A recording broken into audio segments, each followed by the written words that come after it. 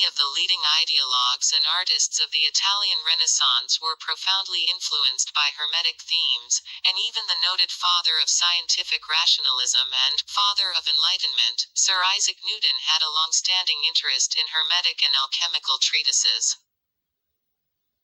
And the Masonic involvement of such U.S. founding fathers as Paul Revere, George Washington and Ben Franklin has been sufficiently documented elsewhere. Are we to hold these tenets, as far-fetched and superstitious as they may seem, to be bygone relics of a distant and unenlightened era? Or has their influence on world history been actually more prevalent than appearances lead one to believe? Yet, fears of repercussion can lead to more legitimate, even sinister concerns than merely unpopular or superstitious belief. Is the very clandestine nature of such organizations masking intents that are detrimental to the well-being of society as a whole? Has their infiltration into every specter of political thought and action become so widespread that they are an entrenched, if subterranean, part of our current world structure?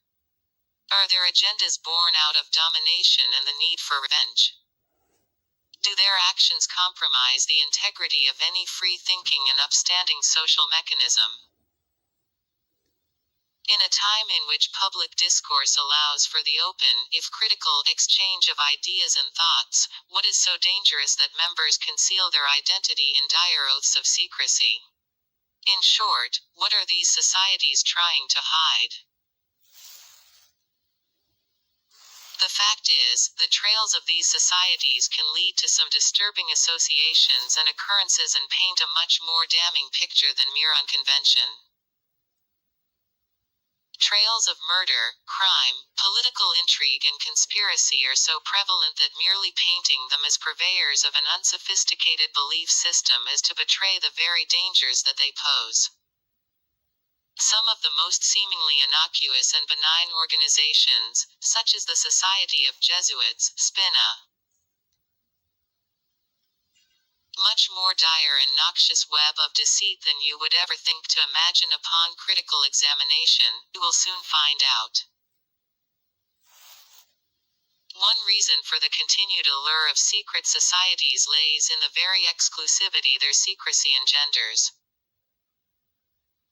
No longer misguided believers in illogical mumbo-jumbo, members are holders of forbidden knowledge sternly safeguarded from the prying eyes of profane and critical non-believers. No longer mere citizens, by dint of their immersion in a subterranean world of exotic and ritualized customs, members become possessed of power and influence unimaginable to their merely mortal neighbors.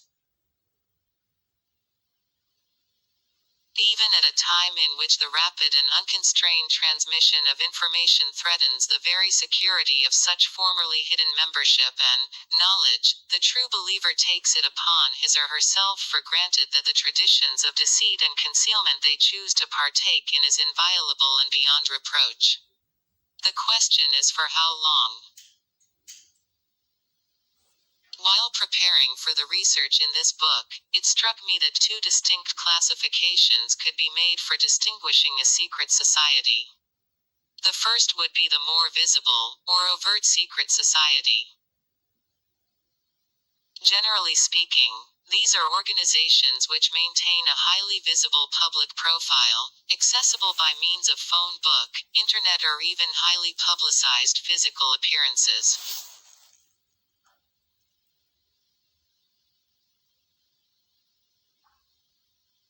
These organizations frequently solicit or court membership, assuring the would-be candidate that their very openness, visibility and culpability should be sufficient insurance against nefarious and fraudulent intentions, instead insisting either that there are no secrets, or sometimes even half-mockingly referring to such supposed secrets as largely irrelevant traditions, bygone remnants of a much earlier time holding no greater power than a deferral to routine.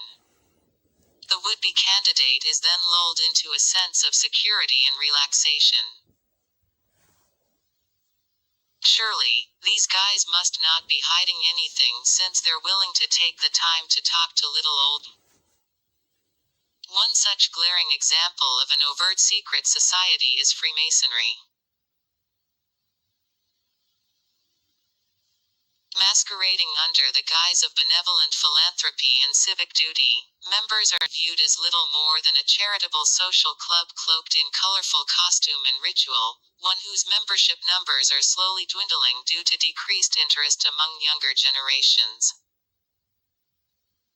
And for all ostensible purposes, at your local Masonic lodge level, that's likely to be the case, so much so, that in many regions of the U.S., Freemasonry has had to launch a highly visible public relations campaign to ensure its continued interest and survival.